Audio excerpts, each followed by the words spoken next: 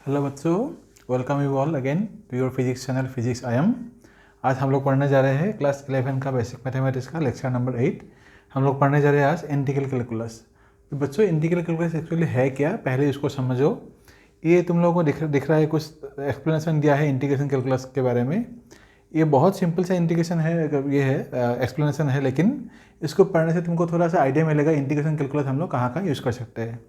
तो पहले देखो, एकदम सिंपली अगर हम लोग बोल सकते हैं तो क्या बोल सकते हैं, इंटीग्रेशन और integral calculus is the reverse process of differentiation, where differentiation is a process of breaking up, integration is a process of summing up.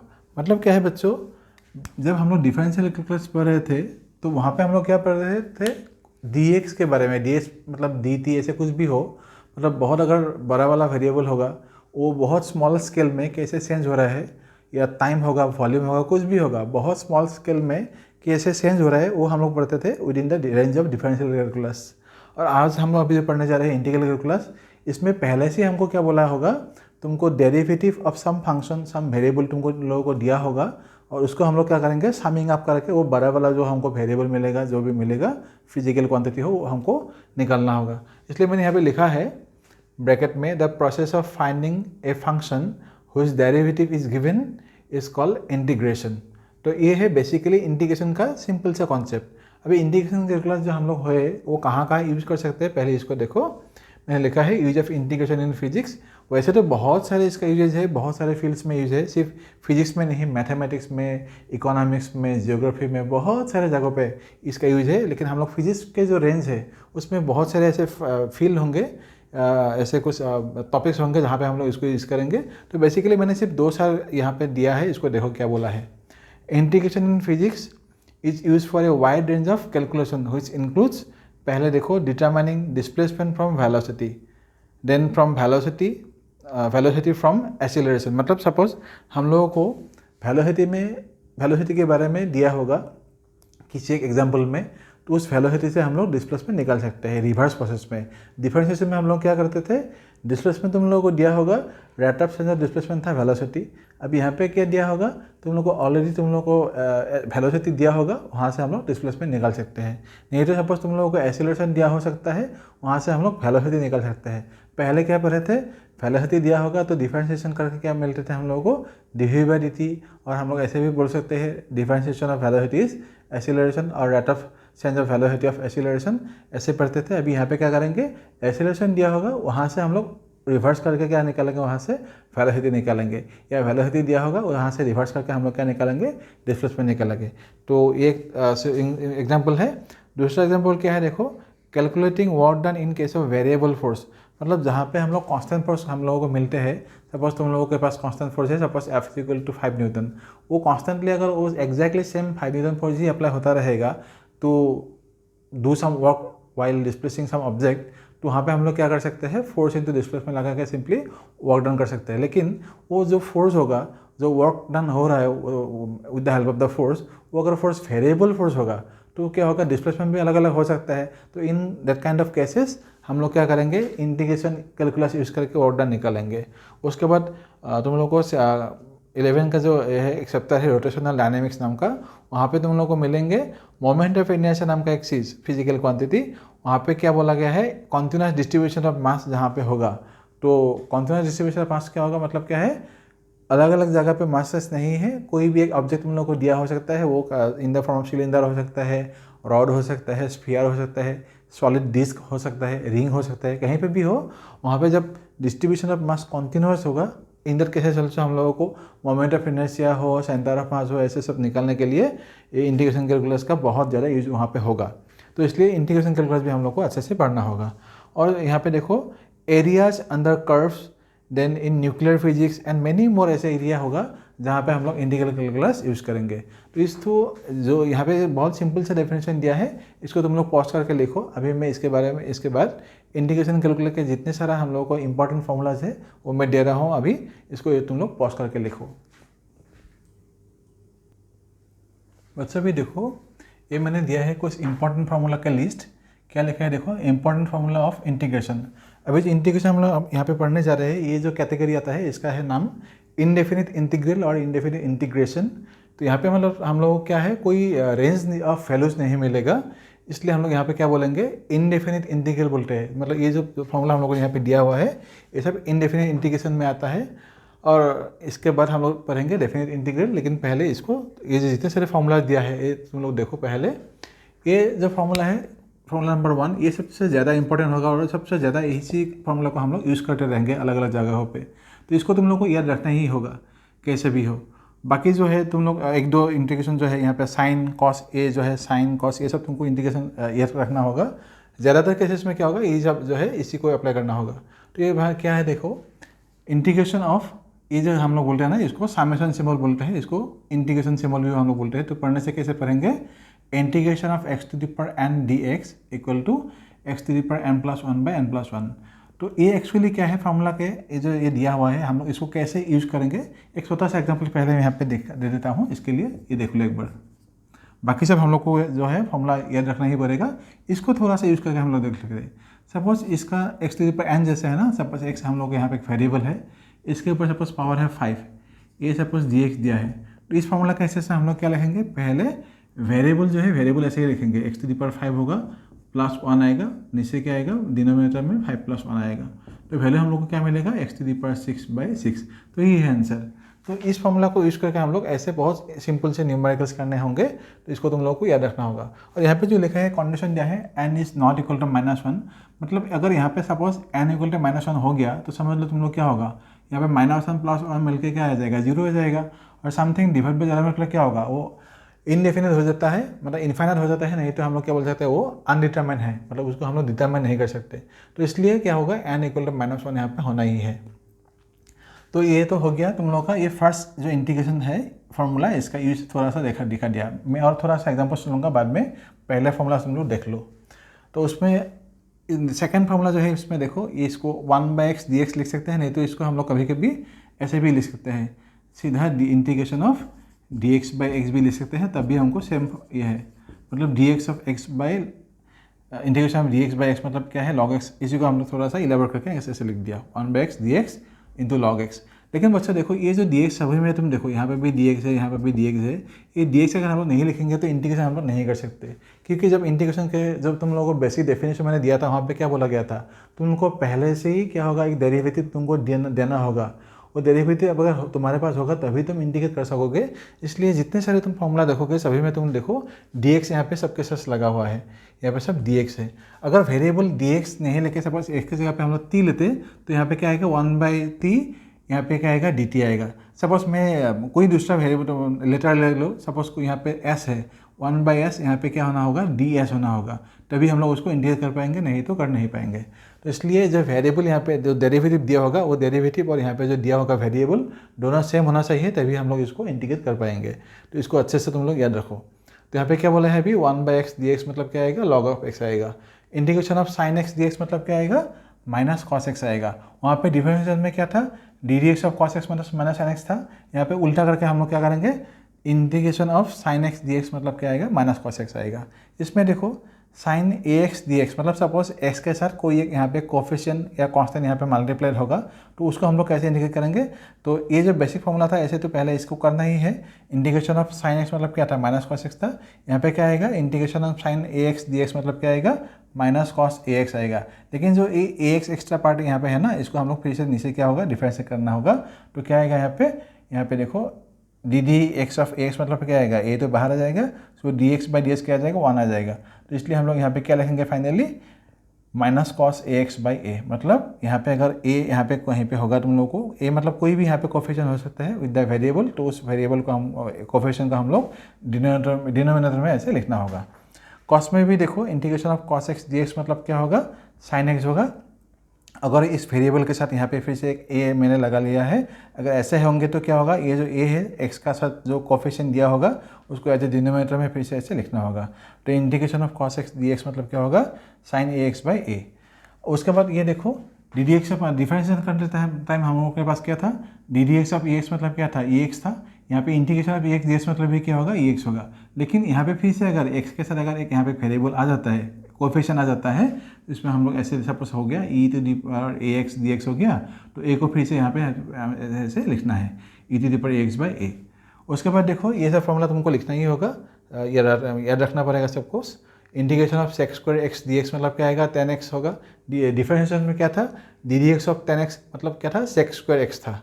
उसके बाद वहाँ पे क्या था, d d x of cot x मतलब minus cos x square x था। यहाँ पे क्या है, integration of cos x square x मतलब क्या आएगा, माइनस कॉट एक्स आएगा। तो इसलिए तुम लोग क्या कर सकते हो, डिफरेंशियल कैलकुलस के जो फार्मूलाज थे वो सब फार्मूला अगर तुम लोगों को अच्छे से याद है तो कुछ कुछ यहाँ पे इंटीग्रेशन में हम लोग रिवर्स करके उसको आराम से याद रख सकते हैं। इंटीग्रेशन फार्मूला का जो लिस्ट होगा वो भी हम लोग आराम से याद रख सकते हैं। तो उसके बाद ये देखो, integration of sec x 10x क्या आएगा, d x equal to sec x आएगा। और integration of cos x x into cot x equal to क्या आएगा, माइनस कॉस एक्स आएगा। उसके बाद बच्चे देखो, ये जितने सारे मैंने वेरिएबल दिया है, suppose integration of D x है तो तुम लोगों को क्या मिलेगा, एक्स मिलेगा। मतलब ये जो भी वेरिएबल है इसका सब कुछ डी एक्स जैसा जो जितना सारा डेरिवेटिव होगा उसको हम लोग अगर समेशन लेंगे, मतलब उसको हम लोग क्या करेंगे, गैदर करेंगे कहीं पे, तो क्या मिलेगा हम लोगों को, ये वैल्यू जो है बड़ा वाला वैल्यू मिल जाएगा इसको इंटीग्रेट करने से, मतलब साम्य करने से। इंटीग्रेशन ऑफ डीवी मतलब क्या है, सपोज तुम लोग के पास बहुत छोटा छोटा वॉल्यूम्स है, बहुत स्मॉल वॉल्यूम है, उन सभी स्मॉल वॉल्यूम्स को अगर तुम लोग इंटीग्रेट कर दोगे, मतलब साम्य करोगे, मतलब समेशन लोगे उसका, तो क्या आएगा, बड़ा वाला वॉल्यूम आएगा। तो ये होगा तुम लोग का बड़ा वाला वॉल्यूम भी। तो इंटीग्रेशन ऑफ डीएल मतलब फिर से वही है, बहुत छोटा छोटा लेंथ अगर हम लोग ऐड कर देंगे तो क्या मिलेगा, बहुत बड़ा लेंथ मिलेगा। तो ये हो गया तुम लोग का एल। इंटीग्रेशन ऑफ डीटी मतलब क्या हुआ, सपोज टाइम होगा, थिकनेस हो सकता है, कुछ भी हो सकता है। तो इंटीग्रेशन ऑफ डीटी मतलब क्या आएगा, फिर से यहाँ पे टी आएगा। इंटीग्रेशन ऑफ डीएम मतलब क्या है, सपोज तुम लोगों के पास बहुत स्मॉल अमाउंट का मासेस का डेरिवेटिव है, डेरिवेटिव मतलब क्या होगा, बहुत स्मॉल अमाउंट का वो यह वैल्यू है। तो इसको फिर से हम लोग जब इंटीग्रेट करेंगे हम लोग को बड़ा वाला जो है मास वो मिल जाएगा। सो इंटीग्रेशन ऑफ डीएम मतलब क्या आएगा, एम आएगा। सपोज ये इंटीग्रेशन ऑफ डीएस मतलब सपोज बहुत small amount of surface area है, फिर इसको तुम लोग सपोज इसको इंटीग्रेट करोगे तो क्या आएगा, 12 सरफेस एरिया मिलेगा। तो ये हो गया तुम लोगों का एस। तो यही सब जो फार्मूला है ये इंडेफिनिट इंटीग्रेशन के अंदर आता है। तुम इन सब जितने सारे फार्मूलाज है सबसे ज़्यादा इंपॉर्टेंट फार्मूला है ये, इसको तुम लोगों को याद रखना है। बाकी भी याद रखना होगा लेकिन इसको तुम लोग भूल नहीं सकते किसी भी हालत में, तो इसको अच्छे से याद रखना। बाकी भी तुम लोगों को ये जो मैंने अभी जो बोला इन सब भी बहुत ज़्यादा यूज होंगे, तुम लोग को ये तुम याद रखना पड़ेगा कैसे है। तो इसको पॉज करके लिखो, मैं अभी थोड़ा न्यूमेरिकल ये जो फार्मूला है दिए 2 फार्मूला, इसके ऊपर कुछ न्यूमेरिकल करके देते हैं। बच्चा भी देखो, मैंने यहाँ पे कुछ क्वेश्चंस दिए हुए हैं, integrated following functions with respect to x. तो यहाँ पे वेरिएबल क्या है, सभी फंक्शंस में तुम देखो वेरिएबल क्या है, सब में फंक्शंस में वेरिएबल एक्स है। इसलिए क्वेश्चन में दिया है कि integrate the following functions with respect to x, ये है हम लोग का वेरिएबल। तो जब इंटीग्रेट करेंगे तो कैसे करेंगे, मैंने क्या बोला था, अगर इन फंक्शंस के डेरिवेटिव दिया नहीं होगा तो डेरिवेटिव हम लोग को लेके इसको इंटीग्रेट करना पड़ेगा। तो इसका सॉल्यूशन सपोज हम लोग ऐसे निकालेंगे। तो इसको इंटीग्रेट करना है ना, तो पहले यहाँ पे तुम लोगों को इंटीग्रेशन सिंबल लेना है, ये सॉल्यूशन नंबर 1 है, इंटीग्रेशन सिंबल लेना होगा। उसके बाद जो यहाँ पे तुम लोग को एक्सप्रेशन दिया हुआ है, फंक्शन दिया हुआ है, इसको ऐसे लिखना है 4x² + 3x - 2। उसके बाद डेरिवेटिव तुमको लेना होगा। यहाँ पे क्या है, वेरिएबल x है ना, तो x का डेरिवेटिव हम लोग क्या लेंगे, dx के लेंगे। तो इसको जब इंटीग्रेट करेंगे तो क्या आएगा, देखो इंटीग्रेशन फार्मूला, इसके लिए हम लोग क्या मिल सकते हैं, इंडिविजुअली तुम सबको इंटीग्रेट करो। तुम लोग को इसके लिए स्पेशल इंटीग्रेशन फार्मूला लिख सकते हो, यहाँ पे लिख सकते हो इंटीग्रेशन, सपोज तुम लोग का सपोज यहाँ पे du ± suppose dv ± suppose dw है। तो इसको हम लोग कैसे लिख सकते हैं, इंटीग्रेशन फार्मूला में इंडिविजुअली सबको इंटीग्रेट करना है। सो क्या लिखेंगे, पहले du ± integration of dv ± integration of dw लेंगे। तो ये जो फार्मूला भी लिया है इसी को हम लोग यहाँ पे अप्लाई करेंगे, मतलब ये अलग अलग क्या है पार्ट्स है, तो ऐसे हम लोग इंडिविजुअली इसको इंटीग्रेट करेंगे। तो अभी देखो यहाँ पे इंटीग्रेशन ले लिया, 4x² था, 4x² लेंगे, उसके बाद क्या आएगा, dx इसके साथ मल्टीप्लाई हो जाएगा। फिर से यहाँ पे प्लस है, प्लस लगा लो, 3x है, 3x लगा लो अभी के लिए, इंटीग्रेशन ऑफ फिर से क्या आएगा, dx आएगा। -2 है तो इंटीग्रेशन ऑफ क्या आएगा, यहाँ पे 2 बाहर ले लेंगे क्योंकि इसी भी यही है, नहीं तो हम लोग यहाँ पे इसको ले सकते हैं इस बार के लिए, बाद में ये नहीं लिखने से भी हो जाएगा। अभी जो 4 है, 4 जो है इसको हम लोग इंटीग्रेट नहीं करेंगे, ये कोफिशिएंट है, इसको बाहर ले आएंगे तो हो गया 4। x² का इंटीग्रेशन हम लोग क्या करेंगे, जो हम लोग के पास फार्मूला था, क्या था फार्मूला, ये जो फार्मूला हम लोग यूज़ करते थे क्या था formula, basic formula x⁴n integration of यहाँ पे आएगा dx मतलब क्या था, x⁴n+1/n+1 था, n+1 था। इसी को हम यहाँ पे अप्लाई करेंगे। तो मतलब क्या आएगा, x⁴ 2+1/2+1 आएगा। ये इसका काम यहाँ तक हो गया। बाकी नेक्स्ट स्टेप में करेंगे। इसमें भी क्या होगा, जो 3 है 3 यहाँ पे आ जाएगा। x का इंटीग्रेशन क्या करेंगे, यहाँ पे कुछ नहीं मतलब क्या है, पावर 1 है तो यहाँ पे क्या लिखेंगे 1+1/1+1।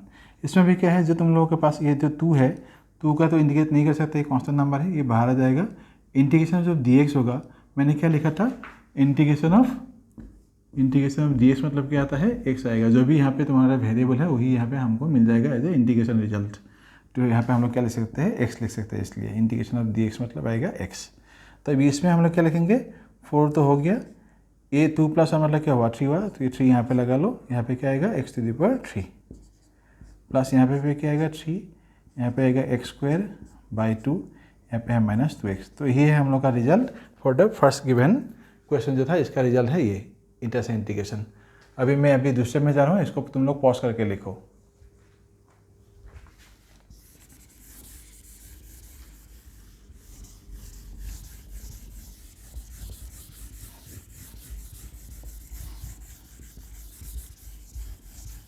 दूसरा क्वेश्चन क्या दिया था, 4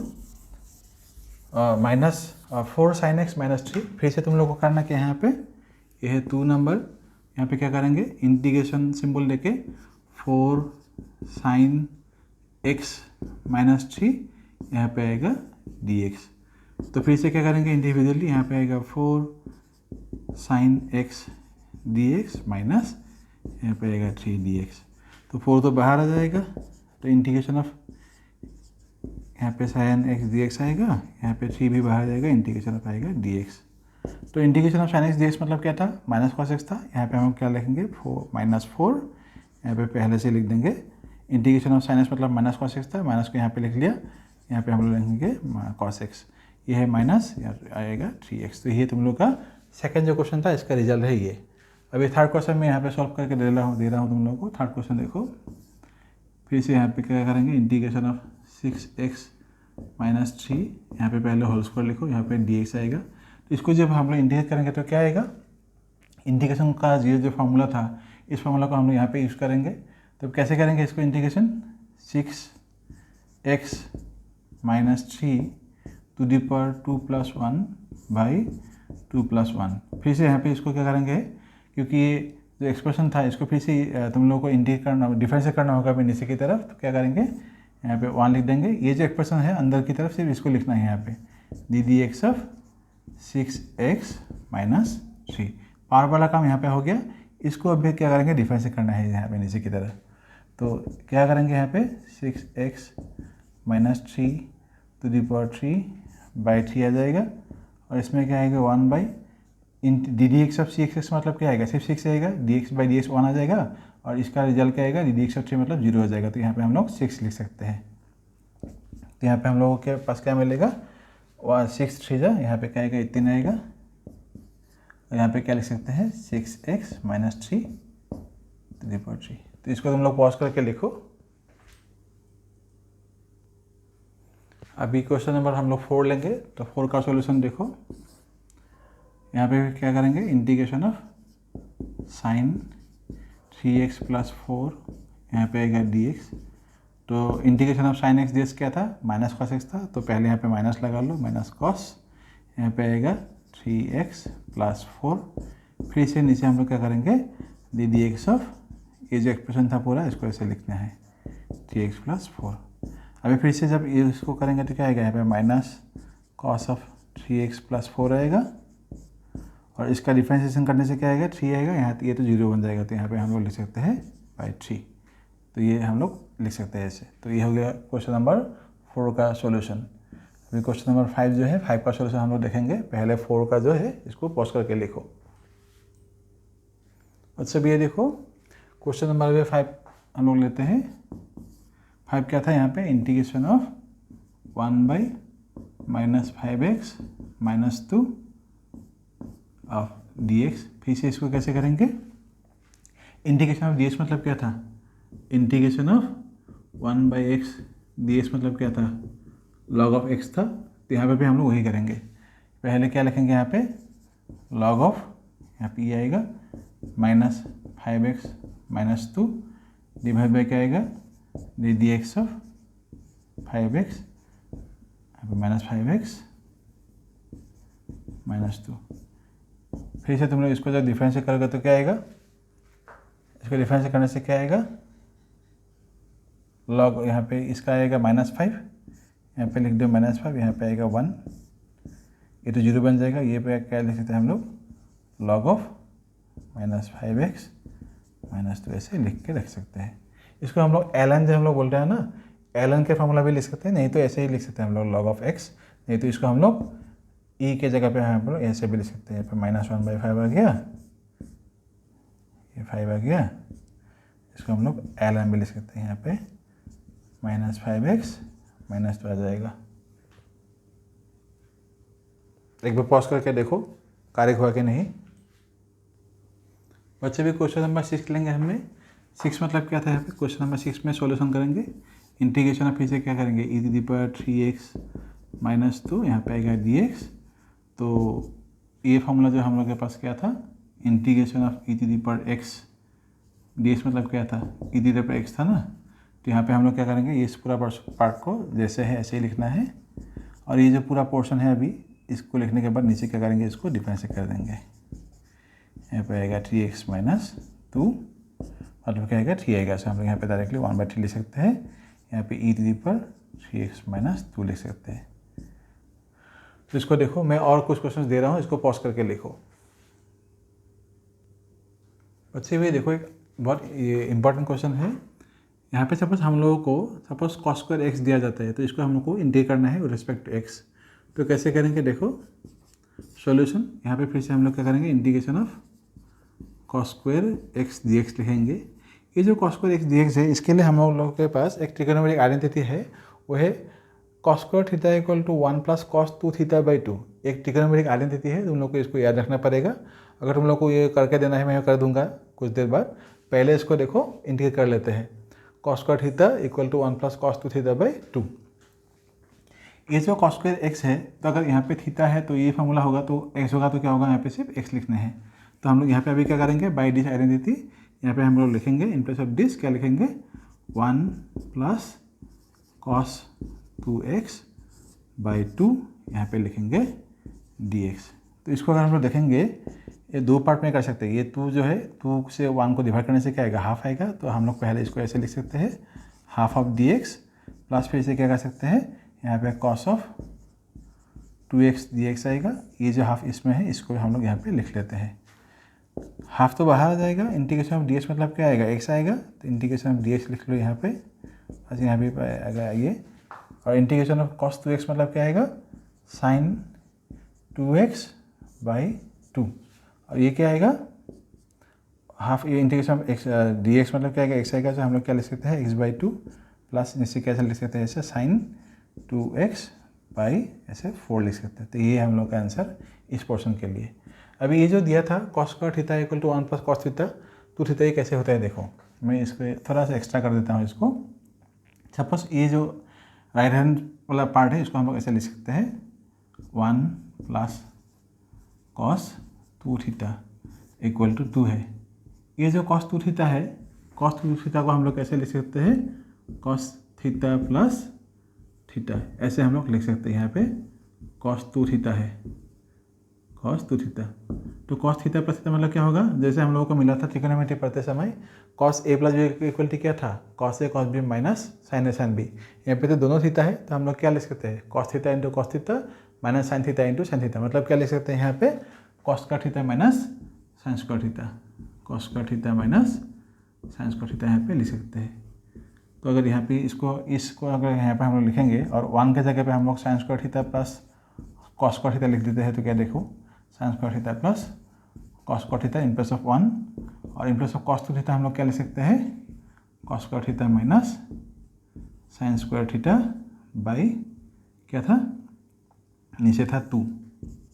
अब ये देखो, minus sin² θ plus sin² θ cancel, cos² θ plus cos² θ कितना है, 2 cos² θ हो गया ना। तो 2 cos² θ/2, तो 2 कैंसिल, तो क्या बचेंगे, cos² θ। मतलब क्या लिख सकते हैं हम लोग, cos² θ के जगह पे ये लिख सकते हैं, 1 + cos θ/2। तो आज के लिए इतना ही।